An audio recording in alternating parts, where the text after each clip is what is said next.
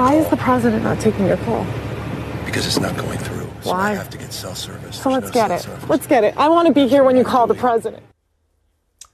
So the question is, has the governor lived up to his word? Well, joining me now is Rachel herself. Rachel, great to have you on Uncensored. I watched that with mounting anger, actually, on your behalf, because you were just getting so obviously fobbed off by Gavin Newsom, and your anger was palpable and entirely justified. How do you feel now that everyone's seen this video? How do you feel about it? I'm an American, Piers. Thanks for having me on. Am I allowed to use the word that starts with W on your show? Absolutely. He's a wanker. That's all I can say.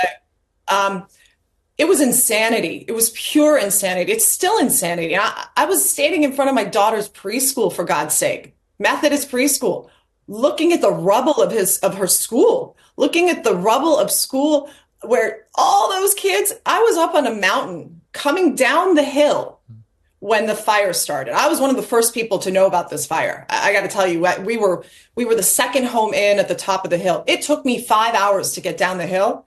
Not a single fire truck, not a single bit of assistance, no warning, no nothing. And then to come down the hill, ask somebody else to watch my daughter, and then know that that person's house burned down. And in a matter of moments, to see that I'm standing in front of the man who's been in charge of my state since 2011 in some way, shape, and form. Well, there's so much that goes on inside of you, and I just had to ask him. And then to be lied to so bald-faced. I'm looking at his phone. He actually offered his phone to me, Piers. And was he on the phone to President Biden, do you think, or did he make that up?